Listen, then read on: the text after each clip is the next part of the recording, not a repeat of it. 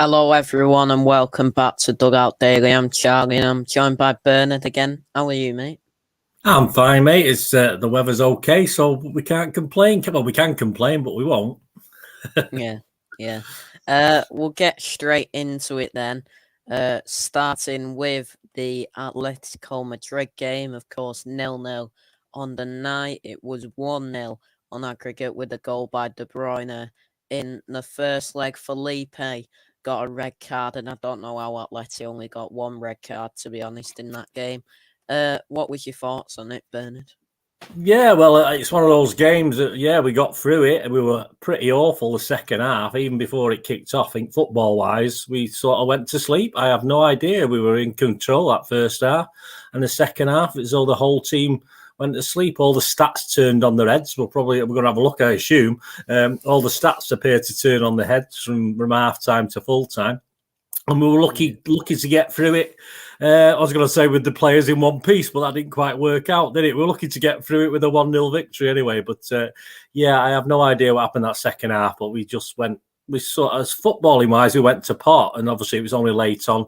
It obviously went to pot, non-football wise, of course. But we got through. So we're going to have to do a lot better in the next Madrid team we play, that's for sure. Yeah, definitely. So the team from that game looks like this. It was the usual 4-3-3 with Edison in goal, a back four of Walker, Stones, Laporte and Cancelo, Rodri, De Bruyne and Gundogan in the middle with Mahrez, Foden and Bernardo Silva as the front three. What was your thoughts on the team, Bernard? Well, I can't say much because I got the 11 spot on. My 11 was the 11 that played. So I did say on Twitter before the game, if it all goes wrong, guys, it's my fault because obviously I picked the same team as Pep. But I think given the restrictions of who we knew wasn't available, that was our best teammate, wasn't it? That was just the best team on the night. Or if we will talk about Liverpool in a bit, but obviously as far as the Madrid game, that was City's best team. And we can't argue with that selection. Yeah, definitely not. And the Atletico Madrid team looked like this, the usual back 75 with Oblak in goal, Savic, Felipe and Reynaldo with Llorente and Lodi as the wing backs, Koke and Kondogbia with Griezmann, Felix and Lamar as the front three. What was your thoughts on the Atleti team, Bernard? Yeah, I don't even know how many differences there were to the one that played at the Etihad. I don't think there was too many key differences. And the setup I thought was similar. As I say, it was just the second half, and all of a sudden they decided to have a go.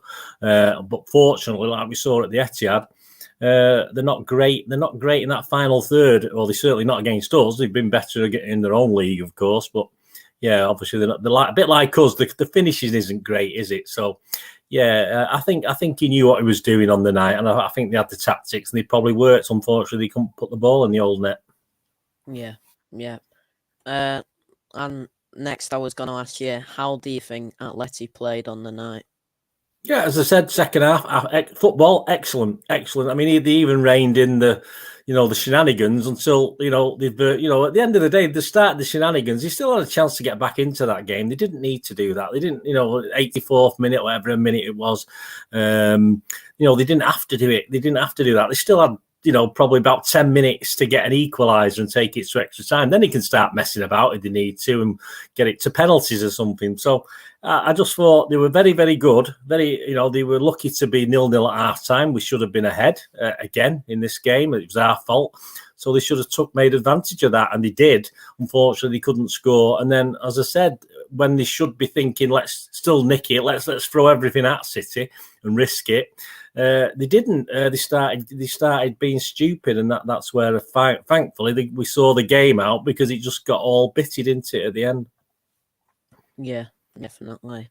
Next up, the referee on the night, Daniel Siebert. How do you think he did? Too soft, mate, wasn't he? He was too soft. He should have clamped down early doors. And we know if you don't clamp down with players and make early bookings, players think they can get away with it. I mean, Thiago, for me, was it Thiago? Not Thiago. It was the big guy. What's he called with the haircut?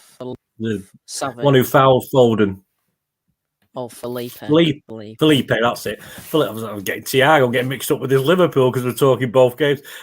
Felipe, should have been off in my mind. He didn't even get a yellow card for that. He only got yellow carded afterwards when he obviously give KDB stitches. I assume that's where he picked up his cut from that tackle. I'm not too sure 100%, but the referee was just rubbish. He was just not strong enough early on, which led to problems later because he had no place to go then because he hadn't sort of give those yellow cards out early, and even later on, as you said, how they only had one guy sent off is beyond me. They should have had at least 2 or 3 sent off.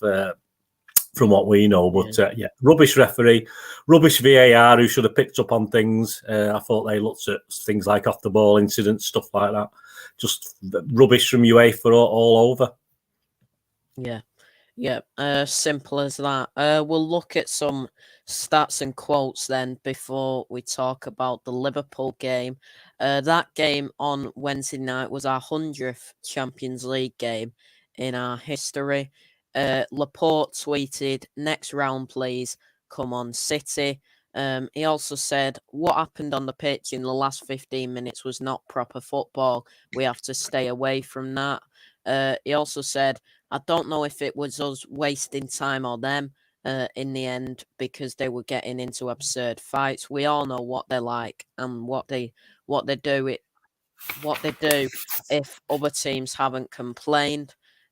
He also said, "It's always ugly to see these plays when you end up in a scuffle, superficial, a big scrap created by very little. It hurt Atletico Madrid more than us in the end. If they fall into the trap, then that's the way it is." He also said, "On facing Real Madrid in the semis, we have done very well and I'm sure we can beat them. It's always difficult playing a Champions League semi-final regardless of the opponent." Stone said, "We know they sometimes try and make things like that happen. It's not nice to talk about. I don't want to dwell on it. Over 2 legs, we played incredible. I'm so proud of the lads today, how we kept our control, our tempers." Cancelo is now suspended after getting a yellow card for the first leg. Rodri said after the game, "Sometimes people think we're always going to play beautiful, but it's not like this. Other teams have good players and punish you, but we were good versus Atletico Madrid, an unbelievable competitive mentality, and we go through." And he also said, "I think we've grown a lot in this sense in the last years. We need to keep on improving because we are going to live moments like this in the next games. We need to be strong mentally and together and never give up. That is the way." Gundogan tweeted after the game, "Tough and intense one, but we withstood it well. On to the semis." De Bruyne tweeted, "Semis, what a team." Ake tweeted, "Semi-finals, let's go." Fernandinho said, "On days like today, I realise even more how much I love playing this game. Thank God. What a great performance by all with an amazing team spirit. Um, Now it's time to rest because we still have a lot of ahead of us this season. Come on, City." Sterling tweeted after the game, "On to the semi-finals." Some Pep quotes then. "In the second half of the second leg, they were much better, but at the same time, we defended with everything. Fernandinho was excellent, gave us an incredible boost, and Nathan Ake as well." Pep said, "This is the 3rd time in our history in the semi. We are in the semi-finals, and for our club, that's an incredible achievement." And he also said, "In this stadium, in this competition, it is always difficult. It is a big compliment for the players. I'm proud because the opponent was really good. We tried to take the ball, but we were not able. With the people and chances they had, they could have scored a goal." Jack Grealish actually broke a light in the warm-up after booting the ball at the light. He also called Stefan Savic a cunt during the in-game fight. BT Sport are reporting that Stefan Savic has got into a physical altercation with Jack Grealish in the tunnel. Police were involved. 8 police officers to be exact. Darren Fletcher, the BT Sport commentator, said Grealish was walking down the tunnel and Stefan Savic caught up with him. All of a sudden, there was a commotion at the mouth of the tunnel and people just ran to that area. The two players disappeared from my view. He also said 4 police officers came charging into that area as well. I couldn't tell you exactly what happened, but Savic was involved again. Grealish was trying to leave the field, and it was another very unsavoury incident here. Stefan Savic had a go at Jack Grealish at the Etihad in the quarter-final first leg by telling him, "I'll have you in Madrid." Grealish responded that he was looking forward to the second leg and wasn't afraid of anyone. Alexander Zinchenko was privately hailed by Man City teammates as the unofficial man of the match versus Atletico Madrid for his role in protecting Phil Foden. Raheem Sterling also drew praise for not hitting out when Savic headbutted him. Some City teammates have nicknamed Grealish Peaky Jack, after, of course, the Peaky Blinders. Simeone said, "We want to win however possible, so I'm gutted we are out, but we've been beaten by an extraordinary rival. Man City normally score 3 or 4 and we've pushed them, conceded very few chances, and we've blocked their brilliant associative play." The Atleti president said Man City played prehistory, defending themselves, put a wall in front of their goal. Everyone has seen it. Man City was a completely defensive team. Yesterday, it was shown that everyone has their own prehistory. And some things about the fans. Both sets of fans booed the Champions League anthem before the game. Pep Guardiola had bottles launched at his head, and UEFA are likely to take disciplinary action over events at the end of the Atletico Madrid City game. So it's Real Madrid in the semi-finals, as I said, and we'll face the first legs at the Etihad on the 26th of April, the second leg at the Bernabeu on the 4th of May. What's your thoughts on some of those, Bernard? Yeah, well, there's more action off the pitch, wasn't there, as far as that's concerned? I mean, Stefan Savic has got a problem with City, and it obviously emanates from when he left City. I have been given information. I can't ever say it, but obviously there were reasons why he left, and obviously ever since then, he's not a happy bunny, and so obviously he takes advantage where he can. But as you said there, how he was still on the pitch as such is unbelievable for what he got up to. I mean, you can be sent off after a game, can't you, as well? I think, can you? I think you can, can't you? So yeah, I mean, how he stayed on even during the game is beyond me. But there you go. But as he said, it's that prehistory was quite funny because about the defending, it was quite right, because that second half we did defend like they did it for the other three quarters of the game. Let's face it, we had 3 quarters of the game. They had 1 quarter of it over the 2 legs, because I think if you looked at the halftime stats, they'd had 1 shot and 1 shot on target at halftime, and we'd had 8 shots, 0 on target. And then by the end of it, I think they'd done about 14 shots and we'd only had about 11. So, yeah, obviously we defended like Trojans that second half. But, I mean, for that guy to chip in the exec or whatever he was, it's just bitter. It's just bitter, that's all there is to it. I mean, we all know who wanted to win that game. And all credit to Atletico. They played very, very well the second half. They showed a little bit more of that. They might have gone through on the fact of playing football rather than what they do. So it's their own fault, and I'm glad we beat them. And Real Madrid be very interesting. Of course, we have to, they've got an attacker on fire, so that's going to be an interesting matchup, I think, and hopefully we can do what we did last time in over 2 games with them. Yeah, definitely. Big up Chelsea fan and Big Morgan in the chat. Make sure to like, share, and subscribe if you're new around here. Chelsea fan predicts a Liverpool City final. Big Morgan says a City Villarreal final. Wishful thinking. Yeah. He says difficult game tomorrow night. And Chelsea fan says Man City will win tomorrow, and he also says Atletico are a dirty team. They start the fights. So we'll look at the Liverpool game now before we go through the players. So it was, of course, 3-2. half time we was 3-0 down with goals by Kanate and Sadio Mane, who scored a brace. Jack Grealish and Bernardo Silva scored for City.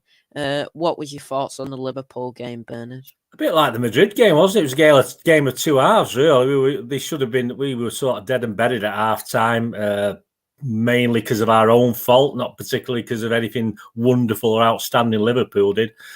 Mainly because we were just inept in defence for various reasons we'll probably talk about. And yeah, the second half, Liverpool 3-0 up, they took the foot off the pedal, didn't they? And obviously they nearly got punished for it. We very, very nearly came back into that game, and we probably wouldn't have deserved to. But at the end of the day, why not? They're going to take the foot off the pedal and give us a chance. And let's face it, we made 7 changes to that Madrid game, and we already said before when we looked at that Madrid game that was our best team. So if we're going to make 7 changes, forced or whatever, to our best team, we're going to struggle. And that's what we did. We made 7 changes to that Madrid game. So I wasn't surprised, but in the end, we did run them close, but very 4 out of 5 we've lost now, semi-finals, and it's pretty depressing, mate. That is, you look at it, what we've won, but losing 4 out of 5 FA Cup semi-finals is, I'm not going to say it's beyond the pale, but it is very, very depressing because we used to have an excellent record in the FA Cup before Pep came.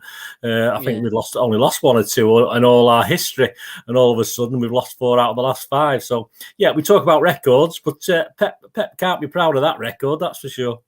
No, definitely not. So the team news for that game looks like this. It was Stefan in goal, a back four of Cancelo, Stones, Ake and Zinchenko, with Grealish, Fernandinho and Bernardo in the midfield, Sterling, Jesus and Foden as the front three. What was your thoughts on the team news when it came out, Bernard? Yeah, I think I got 7 right, so it wasn't brilliant. He usually commits himself, Pep, doesn't he, and says yes, Stefan's playing or he's not playing in a game like that, and he didn't. He hedged his bets, and I think I honestly thought he was going to play Ederson in this, and I hoped he would play Ederson, even though I put Stefan down in my team because I thought he would play Stefan, but obviously he didn't. He played Stefan. He threw Stefan to the Lions, which we'll talk about in a little while. But yeah. We just seemed to lack just a little bit more the pace that we had at the Etihad last week, a couple of weeks ago. So It was okay, but obviously it was the bench that was more interesting, wasn't it? With Ederson, Diaz, Gundo, Laporte, Rodri, KDB, Mahrez, and of course Delap and Lavia on the bench as well. So that was an interesting bench because apparently only 2 of those were fit. So we had a good bench psychologically. We could make Liverpool think we're going to bring KDB on, which we never would have done because he wasn't fit enough. But so that was interesting from Pep. But I think, again, with Pep, I don't think he had a lot of option. I think that Atletico Madrid game had knackered us, in all fairness. I think it had physicality of it, what happened. I think, apart from the injuries, I think a lot of guys were sort of worn out. Apart from the keeper, I don't think Pep had much choice, but he could have certainly changed the keeper. Could have been a different game. Yeah. Definitely. Our next up is the Liverpool team. Their team looks like this. It was Alisson in goal, a back four of Alexander-Arnold, Kanate, Van Dijk and Robertson, with Keita, Fabinho and Thiago in the middle, Salah, Mane and Luis Diaz as the front three. What was your thoughts on the Liverpool team, Bernard? Possibly. I mean, that's so much. If you say if you're a Liverpool fan, you're right. You might have Jota in there, the way he's been playing. Firmino might start the game, stuff like that. But yeah, I mean, that's a strong team. It's a strong team. It shows at the moment. They've got no injuries. So they've got no injuries. You're going to have you've got a big squad, a good squad. It's not perhaps a little 2 or 3 of the guys on the bench. So I wouldn't have it anywhere near my team, but they've got a good squad. And that was his best team, I think. Probably he could put out, and even if he tweaked it a little bit, it wouldn't have made a lot of difference. Yeah, definitely not. And next up, I'll ask you, how do you think Liverpool played? Yeah, very well. As I said, they took advantage of our weaknesses. They bullied us. Certainly bullied us for that first goal. The big lads were not, and we got bullied into letting a goal in very early. And once that went in, and everything that transpired after that, yeah, Liverpool are going to take advantage of chances. We know we lack that. We haven't got that clinicality, if you like, in front of goal, but we know Liverpool have, and all credit to them. That's certainly that first half. They thoroughly deserved the lead. But as I said, we saw the cracks in that second half. We saw what we know about Liverpool, that, like ourselves, all right, everyone praises them to high heaven, but they do have the faults. And we saw that in the second half. As I say, a sort of half-strength City almost got back into it, which would have been nice to see, but obviously it didn't happen. But yeah, I thought they're okay, but they're not. Say that's why I don't think either team will go through the rest of the season without dropping points. So I just think we're both excellent in certain parts, but we do have our flaws as well. Yeah, 100%. Next up, the referee on the day, Michael Oliver. How do you think he did? It didn't really have that much to do, mate. Did it? I mean, I don't. Were they as physical as they were at the Etihad? Probably not, because they didn't have to be that physical, did they? As I said, they bullied us rather than fouled us, I think. I'm talking about that corner goal. Someone said they thought Grealish might have got fouled, but it would have been soft. It's just tough play. It's just players going for the ball and, knocking people out of the way. But, that if you like your football like that, there's nothing wrong with it. But Oliver... Yeah, nothing's better. He could have done perhaps better with his whistle for the minute silence at the start, because I certainly didn't hear him whistle to start it, but I certainly heard him whistle to finish it about 20 seconds later. But no, he was pretty abject, really. Nothing special. VAR. I believe the first goal, the ball could have gone out of play, but I don't think VAR would get involved in that anyway, would it? I think there's pictures of it. Again, it's angles, whether it did or not. It's up to the lino to pick up on that. And I remember that Arsenal game a few years ago where we would have ours as judged to have got out, and then we scored, and obviously it was cancelled out because the lino had judged the ball to go over the line. Yeah, I don't think it hadn't. It was still on the line, sort of thing. So that's how it goes. That's swings and roundabouts. But yeah, Oliver was Oliver. I couldn't say he was biased towards them. I don't think he had a chance to be biased, because it was sort of all over in 45 minutes. Yeah. Next up, we'll look at some of the quotes, stats, and facts before we go into the players. The first time City had started a game with Cancelo, Stones, Ake, and Zinchenko as a back four. And it was also the first time City were 3-0 down at halftime since April 4th, 2018, in that Champions League game against Liverpool. Stefan tweeted after the game, trials and tribulations, failures and successes. That's life. Yesterday's game is a tough pill to swallow. All we can do is get back up and grow from it. Thank you to all the fans who made the trip. We will work hard to make you guys proud. We move forward.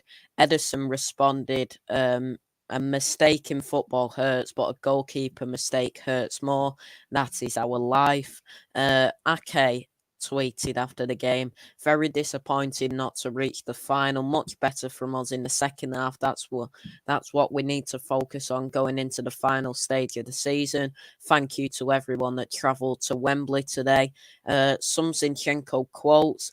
At this stage, every game is a final. It doesn't matter what competition. We can be tired mentally, but you have to sort these kind of things out at this level. We have a big squad. We have a lot of players who can play. We cannot give excuses. He also said everyone was ready to play. Everyone did everything and left everything on the pitch. He also said you can be tired mentally, not only physically. Everything is coming from your head. The way you prepare yourself is how you're going to play. I didn't say that we are tired, but you can be. Everyone here is a professional and has a lot of experience. He also said the reaction in the second half is how we should react in these kind of situations. We cannot give up. We have to fight until the end. Grealish said, I'm not going to sit here and say excuses. I just think we came out slow against Liverpool. That was it. Liverpool have been the same as us. They've travelled the same amount as us in the last few weeks, played the same as us. He also said we didn't have the first half that we wanted, but we came in at half-time and the manager made a few changes. I think we were much better for it, but I think in the end it was too little too late. Some Pep quotes then. He said, in the first half we were so passive, but in the second half we had the momentum. He said Gundogan was unable to play due to a knock to his knee. On Liverpool's squad, he said, right now, De Bruyne and Walker could not play, and Gundogan had a knock to his knee. When everyone is fit, it is okay. That is saying that Liverpool's squad is better at the moment. He said on Stefan, it happens. We need to play our football. Ederson was close in the last game against Liverpool. And he also said it was an accident. It happens. I'm sure Zach didn't want to do it. He also said on some of the City fans chanting, this doesn't represent who we want to be. We stand alongside Liverpool. This statement represents who we are. On De Bruyne at the end, I didn't want to take the risk and lose him for the next game. The Man City manager also spoke to the risk of De Bruyne opening up the stitches in his leg had he played a part at Wembley. Pep on whether Liverpool have gained a psychological advantage. He said, well, there is one chance to find out because we could play at the end of the season. If both teams reach the final of the Champions League, then we will see what happens. He also said, now our psychology is 7 games in the Premier League. We know exactly what we have to do to try and win the Premier League. Now we need to rest and recover from injuries and go game by game. He also said, we don't have time. Wednesday, we have another match. Then we have Watford. Then we have Real Madrid. And another one we knew today. If we win, we continue to the final. If not, we lose the competition. He also said, when you have all the squad, it's easier to handle the fixture congestion. But without Diaz, for example, Laporte played all of the minutes and was so tired in the last game in Madrid because he's a human being. He also said, we need our people to come back to face the situation, but the players in the second half against Liverpool, you could say they were sad or tired, but how did they react? This is our team for a long time. It doesn't matter. We fight and we do it. He also said the truth is the last 3 semi-finals of the FA Cup we have played here against Arsenal, Chelsea and Liverpool in the first half. We were always bad. It happened against Arteta and Tuchel. He also said, it always feels bad when I don't let players play. When I make a selection, I'm always thinking about the players I don't allow to play. So when I have the chance, I want to do it. At the end, who knows if you play with other players, do you win? He also said, I could not do anything else with the starting 11 and was satisfied. I trust the players, and in the second half, they showed it. He also said, we gave everything after a tough first half. For the first goal, the set pieces that are very, very strong. The second was an accident, difficult to come back, but they did it perfectly in the second half. Alexander-Arnold said, I don't think I have known a team run over Man City as we did. It was a difficult game against difficult opposition. They are a different breed to anything else in the world. Klopp's told BBC Sport that City are the best football team in the world. Klopp accepts City's apology after he said, we never thought this is Man City. Some people didn't understand the situation and that's not nice. It felt really wrong at the moment, but it's nothing to do with City. He said, if City are now enemies, I don't have enemies in football. City, since I was here, is the best team in the league. So if you want to win something, you have to beat them.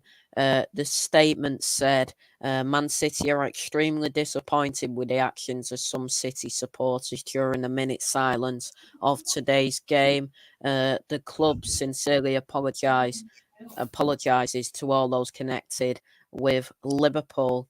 Have you got anything to say about any of those, Bernard? Well, only that I don't. Any guys follow me on Twitter, you can get all my things on there at Bird_Deneen. As far as this minute silence concerned, I'm totally convinced. Speaking to lots of people in different areas of the ground, that the singing came from people entering the ground from the concourse who had no idea what was going on the pitch, because obviously we had no idea in the stands that this was going to happen. We didn't know it was a minute's silence. We didn't know it was a minute's applause. People started applauding. I didn't hear Oliver do a whistle. So you got fans on the concourse coming away from the bars, as you would do, cup semi-final, singing your song. And that's what happened. They were singing the songs coming up the stair, coming out of the concourse. And because I was listening, and it was muffled, because it was actually under the stand rather than full flow in the stands itself. So I've yet to come across. I've asked various people. I've asked City fans. I'm not going to ask Liverpool fans because obviously they're not worth bothering with. But I've asked City fans if they were sat, next to anything untoward. And all I've got is exactly my opinion there that I just said. It was people coming in the ground, were singing. They weren't aware of this minute's silence. We weren't told about this minute's silence by any media. We weren't warned about it. And I'm sorry, I object to City fans being vilified about this, because yes, they were singing, but it was the fans coming from outside who weren't aware of what was going on. And the actual singing, I think City fans were very good at policing ourselves. You could actually hear people telling them to shush, in the background, because it was so quiet. But by that time, the Liverpool fans had latched on and started booing. So that had totally put a top hat on it. And Michael Oliver blew his whistle after about 20 seconds, because the Liverpool fans had just, rather than wait and see what happened, they just quickly chipped in with the boos. So I'm sorry, it was a disaster from start to finish. And as far as Lineker and Pep and City apologising, I'm sorry, there's nothing to apologise for. They should get the facts right, find out what happened. No one's found out what actually happened. And I have asked at this point in time, how many cameras were in that stadium? How many cameras were located? Not just people's cameras, media cameras. So I've gone on the internet today. I've looked for disturbances at the game, and I saw a 2-second clip, and all it was a second of some bit of a song and then some booing. And that's the only clip. There should be evidence out there with all those cameras of a big group of City fans singing in the stands, and there isn't, because as far as I can see, as I say, I looked round when I heard the noise. I was trying to figure out where it was from. I was high up in a corner, so I had a great view down below. And I couldn't, where the hell's it coming from? I couldn't, and then I thought, and obviously on reflection, when you think back and look at it, it was muffled, because it was probably fans in the concourse coming up. They were singing our City, the best team in the land and all the world song. They were singing that, so they were obviously coming up from the concourse. The game hadn't started. They didn't know. It's the semi-final of the FA Cup. They're not going to be coming in quiet, are they? They're not going to be coming, let's be quiet, lads. They're going into Wembley. So I'm not having it. And I say, I fell out with a few up to now. I've had threats from Liverpool fans because of my stance on this, and I will back City fans to the hilt. And if someone proves to me that it was people in the stands doing it in number, there might be the odd one or two. But if you've got hundreds, I'll put my hands up and say, I apologise on behalf of all the City fans. They're absolute knobs, because they shouldn't do it. But no one's come up with this. They've all it's kangaroo court. They've all decided City are in the wrong. And I've had this from other clubs fans, not just Liverpool fans. I've been getting stick all day long for my view. So, but I will stick my head above the parapet and say I think we've been unfairly treated, and I think the City fans need an apology. And I'm sorry to rant a bit, mate, but I think it's totally wrong, the stick we're getting. I hope as many people as watch this as you can, including Liverpool fans. They can say what they want, but unless I see evidence to the opposite, I was there. Lots of people were there that I've spoke to since, and they're all more or less coming to the same sort of theory as me. They saw people coming into the concourse, all the people shutting them up, but they've been down in the concourse singing. So it wasn't the people actually sat in the stand already. But as I say, we didn't know about it. City fans didn't know about it.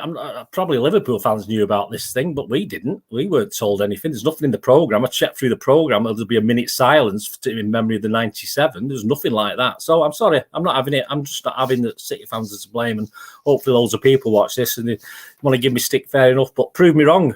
Someone prove me wrong, because at this point in time, no one's come up with another reason apart from the fact, you ruined it. You're shocking, you disgraceful fans and all this. And I'm sorry, even city vloggers, well-known city vloggers, have been have been slagging us ourselves off, our fans off. But for me, I've not seen any evidence as to even Stuart Brennan said it, but then he didn't. Stuart Brennan sort of said we were doing it, and then he mentioned it sort of come from the concourse. So even though he was slagging us off, he was actually intimating that, it did come from the concourse. So what we're supposed to do? I have no idea what football fans are supposed to do in that circumstance. A minute's applause would have been better, because obviously it would have been better done then. It would have been easier to do. You can't do a minute's silence before an FA Cup semi-final unless everyone's been in the ground for half an hour beforehand and they know what's going on. I'm sorry, it just doesn't work. So I will stick up till the end for every City fan there that I thought behaved themselves. And I say, I don't think anyone deliberately misbehaved. There's obviously going to be one or two in it, in a 30,000 fans. Of course there is, but I'm sorry, I'm not happy with the stick we've got. Yeah, fair enough. So we'll look at the stats then for the two games together. So shots, we had 20, the opposition, so Atleti and Liverpool had 25. 7 shots on target to 10. The average possession 55% to 45%. Passes, we had 1,094. The opposition had 906. The average pass accuracy percentage, we had 82%. The opposition had 78.5. 22 fouls to 20. 7 yellow cards to 5. The opposition, of course, had 1 red card. 3 offsides to 5. And 9 corners to 5 as well. Do you think those stats fairly represent the game, Bernard? Yeah, I'm a bit shocked about the yellow cards. So how the hell do we get more yellow cards than Atletico Madrid and Liverpool? But again, I don't think we need to go deep in the bias against City here, do we? I just don't understand that. I mean, Atletico Madrid on their own should have had more cards than we managed over the 2 games. But as I said, I think if you look at the Liverpool game in isolation, the stats are very, very close. And the interesting stat for me against Liverpool, and the one that summed it all up, was pass completion against Liverpool. And we've talked about it before. City are always mid to high 80s, even into the 90s pass completion. Against Liverpool, 78%. So that says it all about how we played, certainly in that first half. That's the lowest I've ever seen, and I've been looking at these stats for a long time whilst I've been doing my little channel and stuff. So there you go. That sort of sums it up for me. 78% pass completion by City. So just not good enough. Yeah, definitely not. And the attack momentum from both games, you can see the Liverpool game at the top, the Atletico Madrid game at the bottom. So we dominated the first half in Madrid. Atleti dominated the second half, sorry. To be fair, the Liverpool game, it was fairly even. It seems like they took the chances and made the most of our mistakes in the first half. Of course, we came back in the second half, but they took their foot off the gas. Do you agree with that, Bernard? Yeah, I was surprised Liverpool had as much of that second half. I said I've not come back and watched it on telly. When you're there, you don't get the full gist of it, do you, when you're watching at Wembley? But I was surprised, obviously, that it was fairly even that second half. I got the impression we didn't do much, but we were obviously far better. But again, it's 2 halves, isn't it? Second half against Atletico and the first half against Liverpool. I mean, it's again a tale of 2 halves over 2 games. They're both linked, which is really weird. But I think they're fair. But you look at that Atletico one; they had a decent striker. They might have put us out, so it's a problem we're familiar with, of course. So that just goes probably for them as well. Yeah, definitely. We'll look at the players then. First up, Ederson. He played 1 match, of course, played 90 minutes of that match, of the match in Madrid. 3 saves, 100% successful runouts, 1 save from inside the box, 49 touches, 66% accurate passes, 14.29% accurate long balls, 3 clearances, and 100% of aerial duels were won. How do you think Ederson played in the Madrid game, Bernard?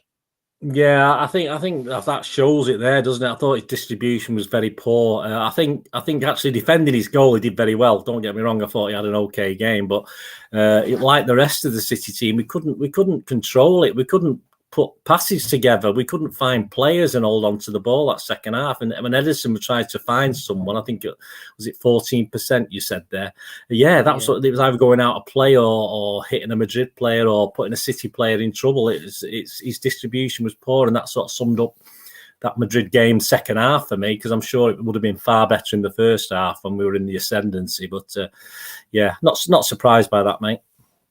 Yeah, and his heat map from the Atletico Madrid game, just the normal keeper's heat map there. Next up, Zach Steffen, of course, played the Liverpool game, played 90 minutes, 4 saves, 100% successful runouts, 1 high claim, 3 saves from inside the box, 1 error that led to a goal, 53 touches, 71% accurate passes, 46.67% accurate long balls, 100% ground duels were won, and he was fouled once as well. Thoughts on Steffen's performance, Bernard?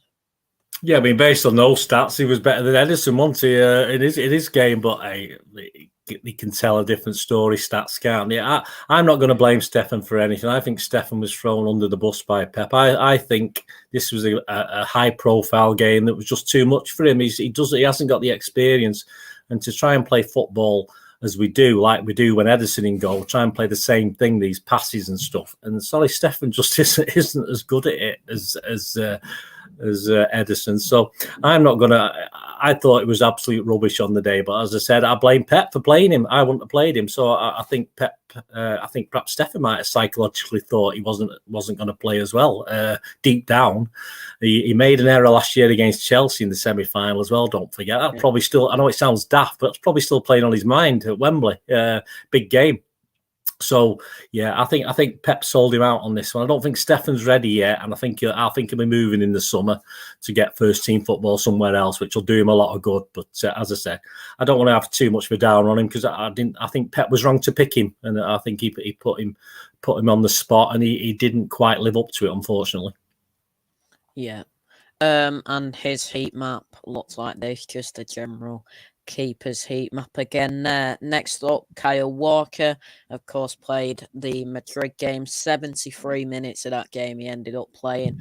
1 clearance, 2 interceptions, 2 tackles, 100% ground duels were won, 100% aerial duels were won. He lost possession 18 times, 78 touches, 75% accurate passes, 1 key pass, and 22.22% accurate long balls. Thoughts on Walker's performance, Bernard? Yeah, I thought he had a good game. Obviously, until the injury, I thought he was all right. I thought he was all right in Madrid, and obviously we missed it. We do miss him, and I think we said a couple of pods ago that Walker and KDB are sort of big misses if they're not going to be available, and it came true. Walker's far from perfect, of course, but he gives us that little bit extra. He gives that extra little bit of pace, and we do miss it when he's not there. And he's one of those guys that you sort of not that worried about, but then you think, oh, if Walker had been there, he might have done this, and he might have done that. And as I say, I thought he played okay against Madrid. He picked his injury up, of course. Nothing, you can't allow for stuff like that. He caught his foot in the grass, didn't he? He just twisted himself. He wasn't even I wouldn't mind if it had been a foul on him, but that's how football is. But I thought he played okay. Against Madrid. Yeah. And his heat map looks like this. Of course, mostly defensive, but some bursts up into the attacking half. Next up is João Cancelo. He played the 290 minutes, so 180 minutes there.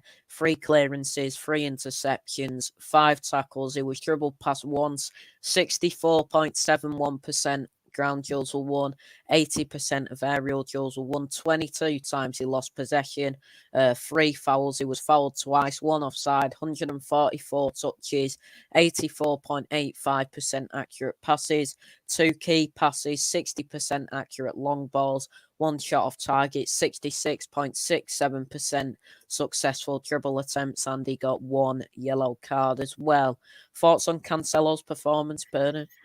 Well, he got himself a yellow card, so he misses the game. So that's not good, is it? That's not very good. I assume those 2 key passes within in the Atletico game. I don't remember him particularly doing anything great in the Liverpool one. I just don't think he's now that he's so used to playing on the left. I think he struggles when he goes back to his normal right back spot, of course. So that's always going to be a problem at the moment, unless he's going to play right back in perpetuity. He's going to be limited at the moment when he's asked to play right back, and he's much more comfortable on the left hand side, moving in with his right. So, as I say, I don't think against Liverpool it was great, but I thought again, apart from the second half when we had our backs to the wall, when everyone was struggling, he had a good game against Madrid. Yeah. And his heat maps, looks like this. The Athletic game, of course, mostly on the right. Mostly on the left, and then had to move to right back when Walker went off, of course. In the Liverpool game, he was at right back, so it's all on the right-hand side there. Next up is John Stones. He also played 180 minutes, 4 clearances, 2 block shots, 2 interceptions, 2 tackles, 80% ground duels were won, 83.33% aerial duels were won, 18 times he lost possession, 1 foul, he was fouled once, 172 touches, 88.74% accurate passes, 63.64% accurate long balls, 1 shot off target, and 100% successful dribble attempts. Thoughts on Stone's performance, Bernard? I thought he played very well in both games. I thought he was probably one of our better players again in both games. Saying that Atletico Madrid game, it was all hell broke loose, but he didn't do anything particularly wrong. And he's a calm head, isn't he? He's a calm head in defence. And against Liverpool, again, although we let him 3 soft goals, you couldn't say like that was John Stones' fault, or he should have picked up on this sort of thing. So. Yeah, I thought in both games he was probably one of our better players, and he sort of seems to have got lost that knack of making too many mistakes. He used to make silly mistakes, as he does for England. He seems to make these when he turns off for a little while, but I think he's far more tuned in now because he's playing more games. So yeah, I thought he played very well in both games. Yeah, and his heat maps looks like this. Just a general centre-back position in both games there, really. Big up Thomas in the chat as well. Next up, Aymeric Laporte, of course, played the Atleti game, the full 90 minutes, 3 clearances, 1 block shot, 1 tackle, 50% ground duels were won, 66.67% aerial duels were won, 11 times he lost possession, 115 touches, 90% accurate passes, and 42.86% accurate long balls. Thoughts on Aymeric Laporte's performance, Bernard? Yeah, he got run ragged a little bit in the second half, as they all did. But I thought passing wise and accuracy wise, I think again he's another guy who can make mistakes. And again, I thought he played very well. I thought he stepped up and was a good partnership for that Madrid game. As I say, even though he put us under a lot of pressure, I mean, obviously they missed a few chances, but they were perhaps because they were under pressure from Laporte and Stones and people like that. So yeah, again, he didn't have a bad game at all. No, definitely not. Next, and his heat map looks like this. He was bursting into the attacking half a bit, not much, of course.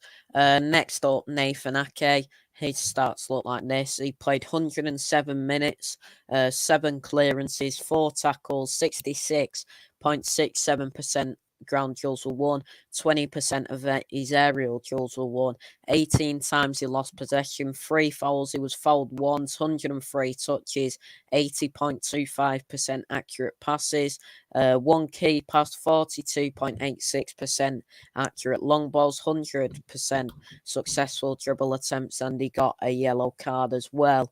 Thoughts on Ake's performances, Bernard? Yeah, I mean, his little cameo at Madrid, I thought was very good. He helped sort of steady the ship into a little bit when we were certainly on the ropes, if you like. And I thought he was excellent when he came on, clearing things, getting Rose Z as well. He wasn't messing about, he just got rid of it. And again, against Liverpool, apart from that first goal, where again he's not a big lad, and like the rest of us, he got a bit bullied. But apart from that, again, I didn't think he let us down. I thought another sterling 2 performances from him. I thought he played very, in both games.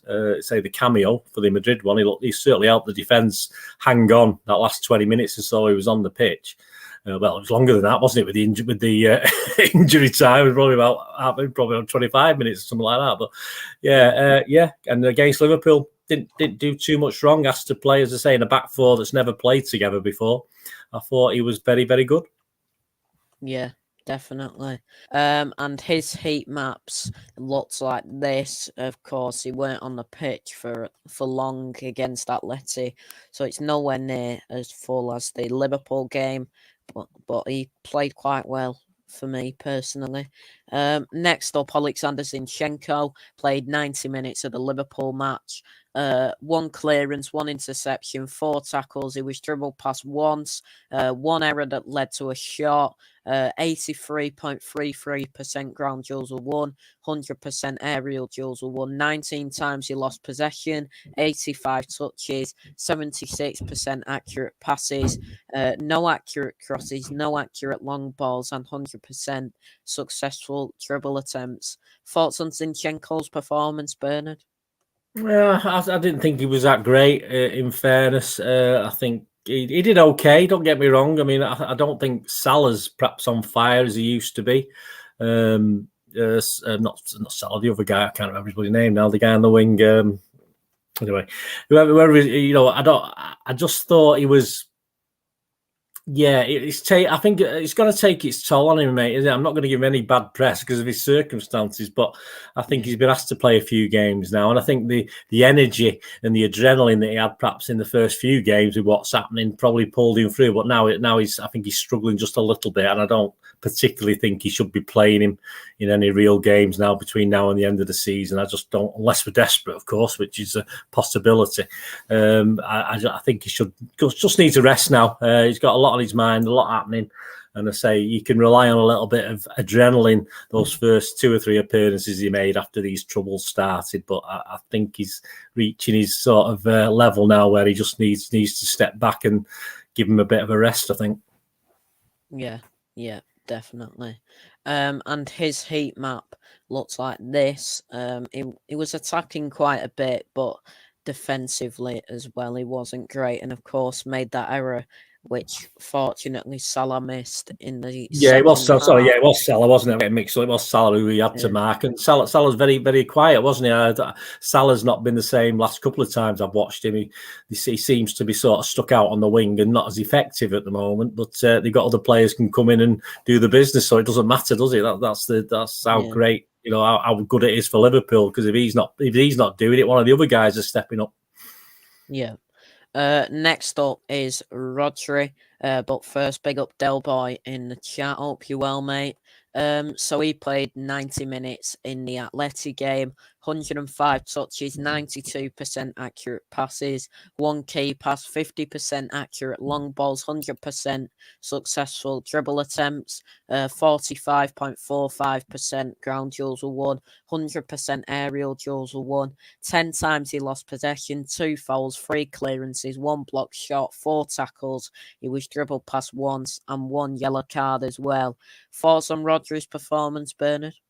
Yeah, like the team, I thought he had a very good first half. He was quite comfortable as we were, but the second half, I think he got run ragged. I just don't think he had an effective second half, but neither did most City players apart from the back four who were, say, people like Aki who were sort of clearing everything when they got the opportunity when he came on, stuff like that. But yeah, I thought he went missing. He went missing for me the second half when it all got a bit leery, and he had a great first half, but he wasn't there perhaps when we needed him as much as he should be. Yeah, definitely not. Next up, we'll look at a heat map first. Sometimes in the attacking half there, but mostly defensive. Next up is Fernandinho. He played 101 minutes, 88 touches, 75.76% accurate passes, 57.14% accurate long balls, one shot block, 55.56%. Ground duels were won. 22 times he lost possession.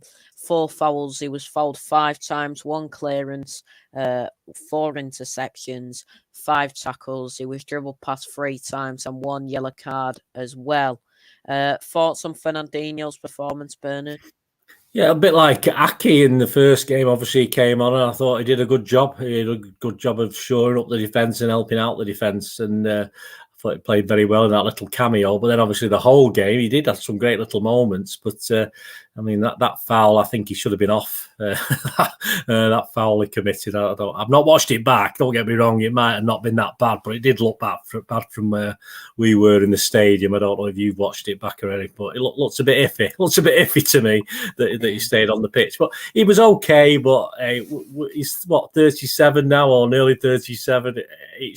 You can't really play a team like Liverpool and be on it for 90 minutes. I'm sorry, it's impossible. And that's what Pep asked of him, and he did his best. And he wasn't our worst player. He wasn't our best. He just he is what he is, and he's on his way, and that's all there is to it. But he tries never to let us down, and I don't think he did let us down. No, definitely not. Next up then is we actually need to look at the heat map first. So the Atleti game, he was on not for long.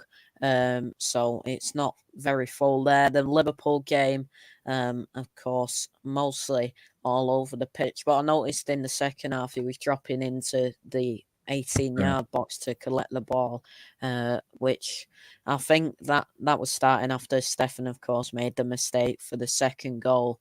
Next up then is Ilkay Gundogan. 90 minutes played in the Atleti game, 68 touches, 87% accurate passes, 1 key pass, 75% accurate long balls, 1 shot on target, 2 shots off target, 1 shot block, 33.33% successful dribble attempts. He hit the woodwork once, 1 big chance missed, 37.5% ground duels were won, 100% aerial duels were won, 12 times he lost possession, 3 interceptions, 2 tackles, and he was dribbled past once as well. Thoughts on Gundogan's performance, Bernard? Should have scored. He had time. He did his usual side foot, which he likes to do, and place it. But if you're going to place it inside the post. Don't place it to hit the post. What's the point of that? But obviously, it's easier said than done, isn't it, in real life? But I think he should have scored that goal. Again, like most of the team, I thought he found a lot of space in the first half, and he just didn't in the second half. He just couldn't find those spaces again. But the game should have been out of sight anyway, and we probably would have been kicked all over the place anyway if we'd gone a goal up. So, for all the second half. So perhaps he knew what was coming. So perhaps he did aim for the post. I like the fact he had, was it a diving header? He tried to get it in with a diving header. That was like a swan dive. That was quite funny. But an okayish first half, let down by not scoring, and then he struggled second half. Yeah. And his heat map looks like this. Mostly on the left-hand side there.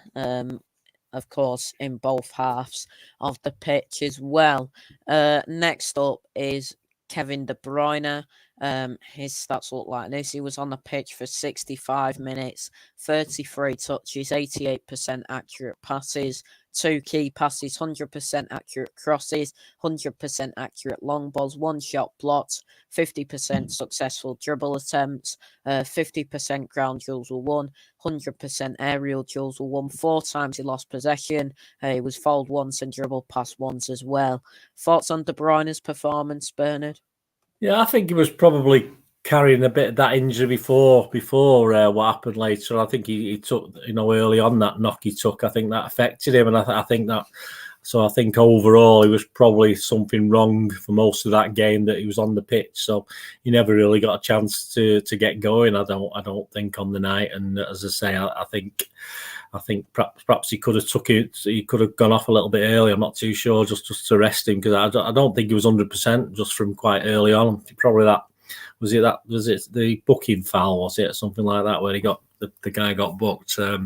Yeah. Well, it didn't look right. It just didn't look right on the night, and I think there was a problem there. And obviously later on, we'd have a problem, didn't we? But no, very quiet, KDB. Yeah, it was. Next up is Jack Grealish. After we look at the heat map, of course, mostly attacking, some parts in the defensive half, but of course weren't on for when we were mostly under the cosh in that Atletico Madrid game. Next up, Jack Grealish. He played the full 90 against Liverpool. He scored the first goal. 39 touches, 79% accurate passes, 2 key passes, no accurate crosses, 1 big chance created, 1 shot on target, 1 shot plots, 66.67% successful dribble attempts, 40% ground duels were won, no aerial duels were won, 11 times he lost possession, and he was dribbled past once as well. Thoughts on Grealish's performance, Bernard? I wanted to say a bit more. In fair, great goal. So when I did my ratings, obviously he got an okay score because he scored the goal. But I thought overall he didn't get as involved as I'd hoped. But as you said there, the first half, did any City player properly get involved? I'm not too sure they did. But the second half, I wanted him to take people on and win fouls and stuff like that. And he just seemed a bit subdued to me. But a great goal. But again, a little bit of a subdued performance from Grealish. Yeah, and his heat map looks like this. Mostly attacking, mostly on the left hand side as well. Of course, scored the goal as you said there, Bernard. Big Morgan says Grealish a dummy with hair. Which is Well, I'm a dummy controversial. without hair.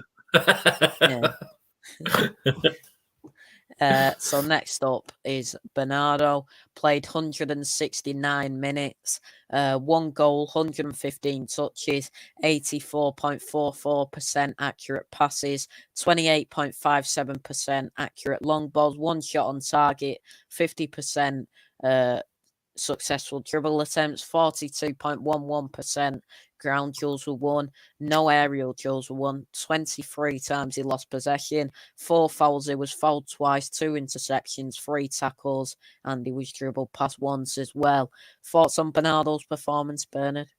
Yeah, again, a bit similar to Grealish. I mean, great goal. Obviously, he scored a great goal, but I think both games he didn't finish them all, did he? He didn't finish either game, one of the games. But I just think he looks tired now. I think it's not the Bernardo he was, say, 5-6 weeks ago. He just the trouble is it's the business end of the season now. This is where we want him to be up for it. And I'm not saying it's lack of effort. He puts all the effort in the world, but he's not really creating that much, is he, at the moment? He's not really doing any real magic, any Bernardo magic that we want to see. He's just doing bog standard stuff, and he's far better player than that. So I just think he's tiring. I just think he's struggling a little bit. Whether missing a game or two will do him the world of good. Hopefully it will do if we can get through a couple of games without him.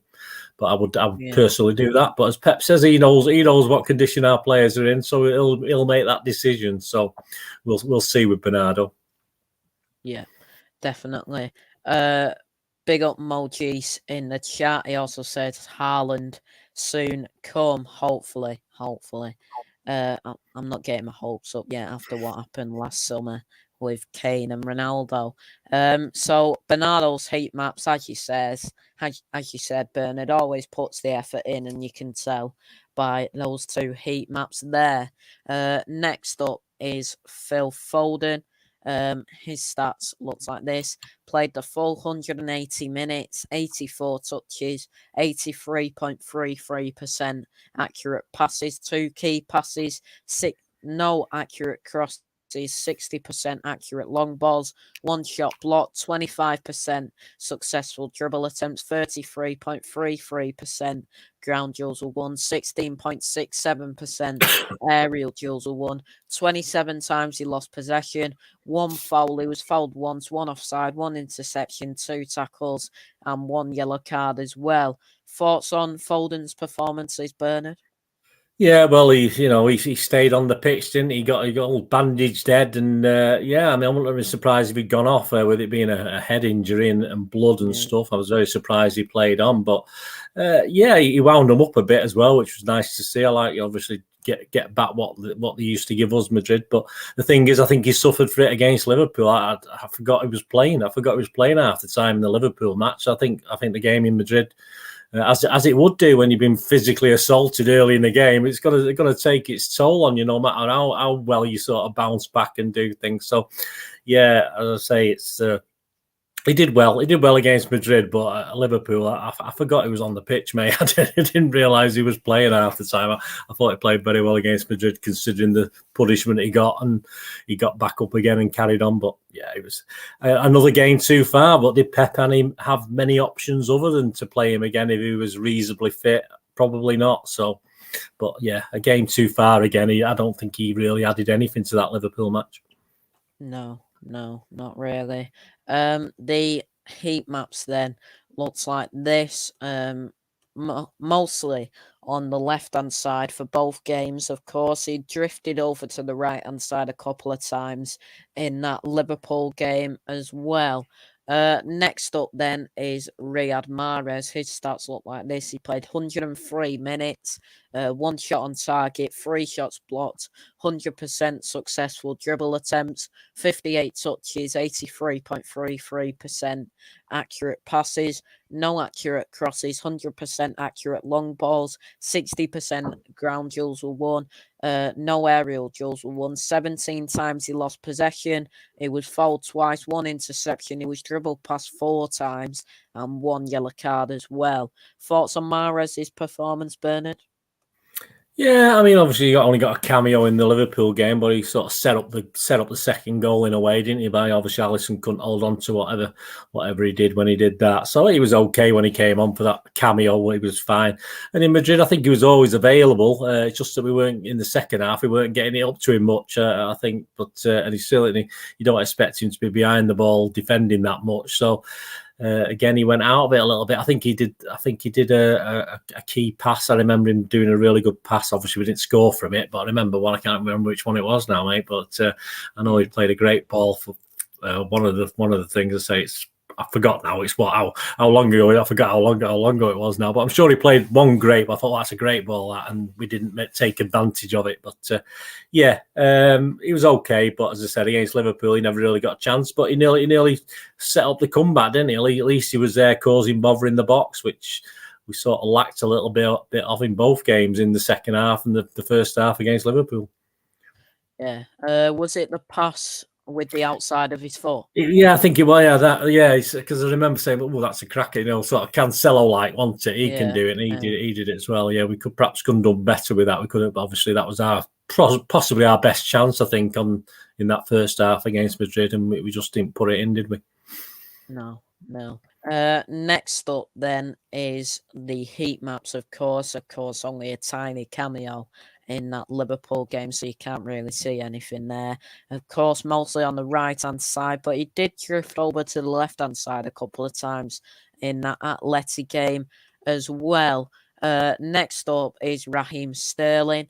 He played 115 minutes, 1 shot on target, 1 shot off target, 57.14% successful dribble attempts, 43 touches, 90.48% accurate passes, 2 key passes, 2 big chances created, 30.77% ground duels were won. No aerial duels were won. 13 times he lost possession, 1 foul, and he was dribbled past 3 times as well. Thoughts on Sterling's performance, Bernard? Well, you must have impressed Pep with his half an hour on the pitch or whatever it was against Atletico, because obviously he played him against Liverpool, but he didn't. I don't know what he added. He came on for me for someone to actually get the ball out of the area and pump it up to Sterling against Madrid, and hopefully give us a bit of breathing space. But it never happened. It just didn't happen. He just didn't get really involved. And then the Liverpool game, again, even worse than Foden. Just absolute total waste of time. He may as well not been on the pitch. We had even at 3-1. When you think about it. Yeah. We did make a substitution on 83 minutes, but Jesus just misses a chance on 70 minutes against Liverpool. Drag Sterling off and put Delap on. Do something different. Have a Hail Mary, Pep. Go mad. Do something. Don't do something new. Put Edison on. Do something quirky. Just admit that your plan isn't working. He said it was. That's why obviously he kept it to what it was, and he didn't have much option. He said, but he did have option. He could put Delap on. Liverpool know Sterling. Liverpool know Grealish. Liverpool knows Jesus. They know their attributes. They don't know Delap as much. They know little. Of course, they'll know bits about them. They do studies on these players, but why not? Why not go for it? And then I certainly would have had Sterling off far early because he was totally ineffective. Certainly the first half, and I don't remember him being very effective the second half, even when we were a bit on top. So, just a total waste of time playing him for me. Yeah, definitely. And his heat maps looks like this. Mostly all over the attacking halves in both games there, but of course didn't do anything with his chances. Big Morgan says the lap soon, and he also says Sterling the invisible man, redundant of talent, which is controversial. Next up is Gabriel Jesus, the final player we'll be talking about. 83 minutes he was on the pitch, 1 assist, 30 touches, 73% accurate passes, 1 key pass, 100% accurate crosses, 2 shots on target, 33.33% successful dribble attempts, 2 big chances missed, 35.71% ground duels were won, 33.33% aerial duels were won, 10 times he lost possession, 3 fouls, he was fouled 4 times, 1 offside, 1 interception, and he was dribbled past once as well. Thoughts on Jesus' performance, Bernard? Well, we saw the best and the worst, didn't we? I mean, it was a great move to set up the goal, of course. He sort of jinked in and beat the Liverpool guy and sort of put another guy off balance and to play the ball through for a great assist. But and then you saw that one-on-one chance, which, good strikers are going to score them. And I mean, obviously, I think we do argue about getting shots on target, don't we? But when you've got a one-on-one on that, it's not just good enough to get it on target. You've actually got to either bend it or find a way of beating that goalkeeper. And just to hit it and hope, which is basically what Jesus does. And it's all right if it's hit, bounces in the 6-yard box and you just take instinctive smash it, towards the goal. That's fair enough. But when you've got a one-on-one like that, not that Sterling would have done any better. Probably he's another guy who ends up with these one-on-ones, and usually, unless he's offside and he scores, he doesn't usually score. And as I say, I thought Jesus played pretty well, but he had the chance again there to put us back in it with 20 minutes left. And sadly, he's not the guy, is he? I do like Jesus, but if he's the answer, and I have no idea what the question is, because it doesn't quite work all the time. And for a team of our talent, of our level, sadly that's not good enough. No. And his heat map looks like this, mostly on the right-hand side, defending there, of course, played in the middle of up top as well. Next up, I'm going to ask you about Pep Guardiola. Do you think he got it right in both games? Well, I would like to know why we capitulated in Madrid so much. What changed? Yeah. I mean, obviously Madrid upped the game. Obviously, they must have done something different. So they went in at half time and changed things. And we didn't seem to be able to react to that. I mean, even by making a substitution, we react, don't we? As a manager, that's what managers do. Or they get, they get the pads out, work something out, then try and get a message to someone on the pitch. But Pep didn't seem to do that, and we were under the cosh, and he didn't seem to want to do anything to change it, and that's the annoying thing. And it worked. We drew, we got through, no problem. But I'm just very surprised. And again, against Liverpool, exactly the same. He probably picked the best team he could under the circumstances after that Madrid game. I don't think I'd say. And as I said, he bottled out of playing Edison instead of Stefan, which made a big difference for me. And as I said, at 3-1 down, what is the point of waiting until the 83rd minute to make a substitution? I may as well not bother. You may as well not done a substitution. There's no point, is there, at that sort of late stage? You make a sub. At 3, say he went 3-1 very early in the second half, didn't he? So why not make a sub 65th minute, something like that? But make a quirk, make a sub that Liverpool go, oh, what's that going to do? Not a sub that's obvious with Mahrez. Liverpool know Mahrez, they know his skill. So why not bring? I mean, he's not going to bring Lavia in. He's not the sort of player. So the only guy he could have brought on was Delap, and why not? Why not put Delap on? So that is what annoys me about Pep. He's a brilliant manager, of course. We know that, and I mean, these guys who sit next to him, Lilo and all this sort of thing, did they not sort of chip in and say, "Oh, put Ederson up front. Put Ederson up front for the last 10 minutes." It doesn't matter, Pep. You've not done it. Just because you do something like that, Pep, doesn't mean you're a bad manager. It just means you want to try something just a little bit quick. It might work. It probably won't, but hey.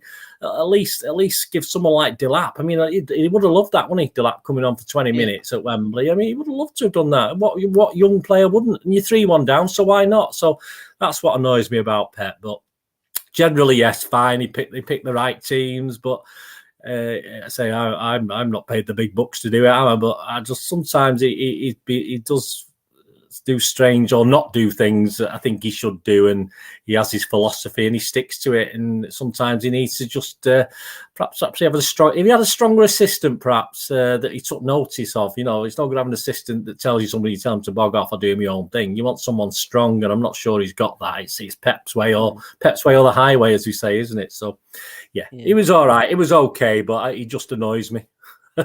Yeah. Next up, then, the fans in both games, of course, sold out in Madrid, didn't sell out at Wembley, which, of course, we got stick for. Why wouldn't we? Why wouldn't we from Liverpool fans? They've just won a semi-final, and the first thing they want to talk about is our fans.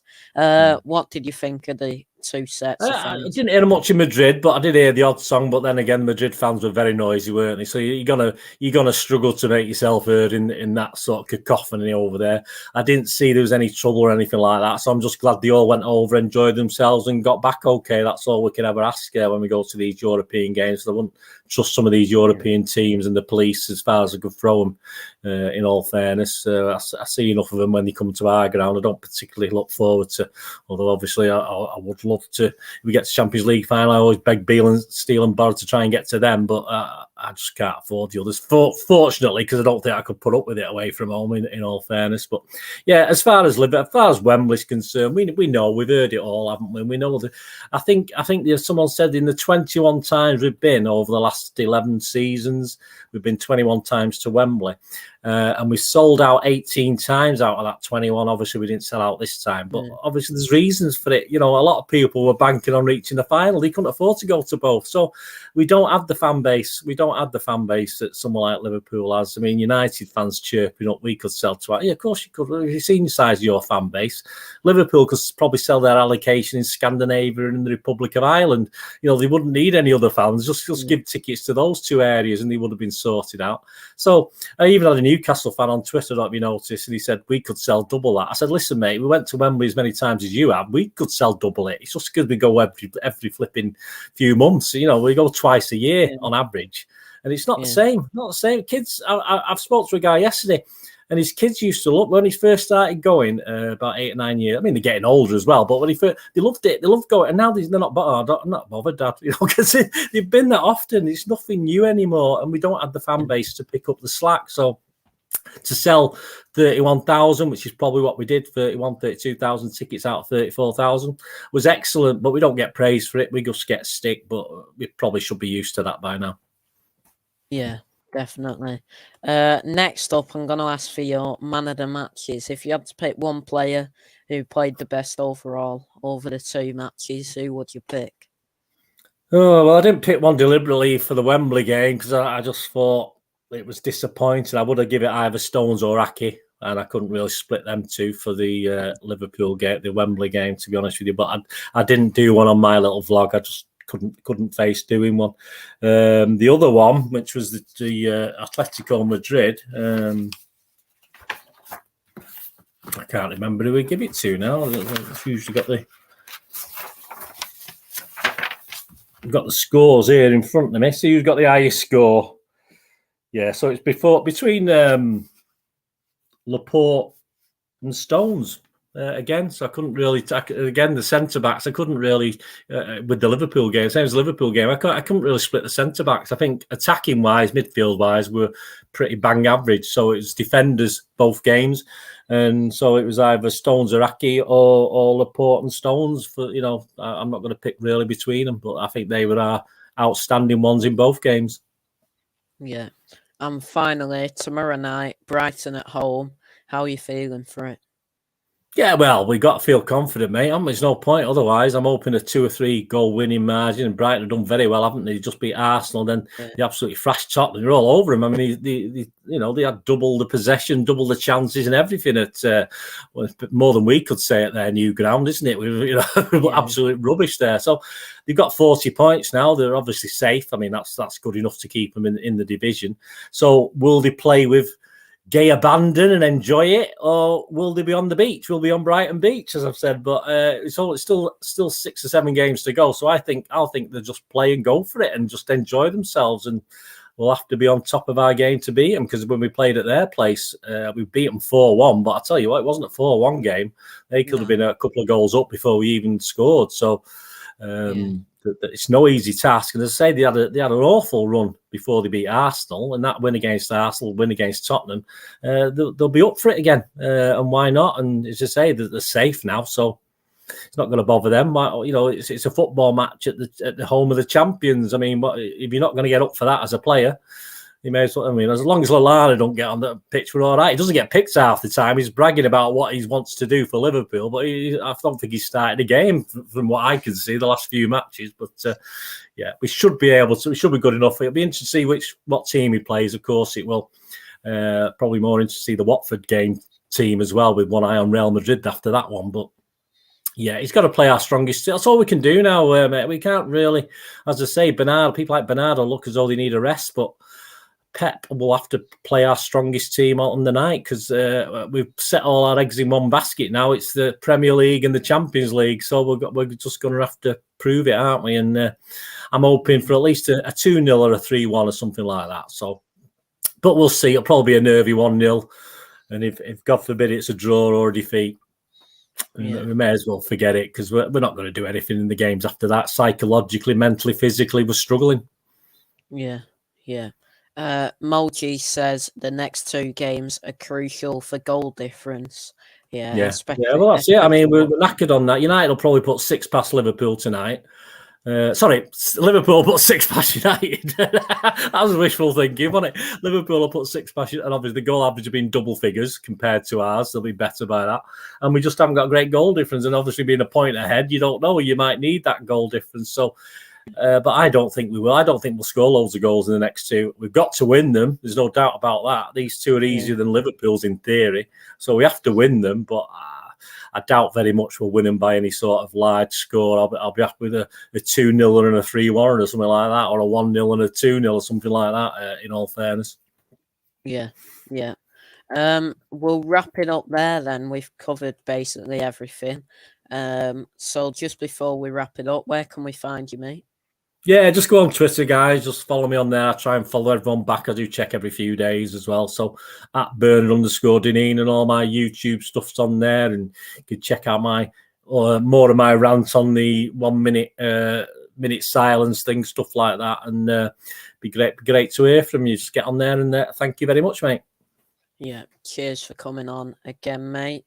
You can find me here, of course, Dugout Daily on YouTube. Hit the Apex on YouTube as well. Dugout Daily, the football channel. Hit the Apex, the F1 channel. And at MCFC Hibs on Twitter. So everybody, thank you all so much for watching. Please like, share and subscribe. And we'll see you all later. Take care and goodbye for now.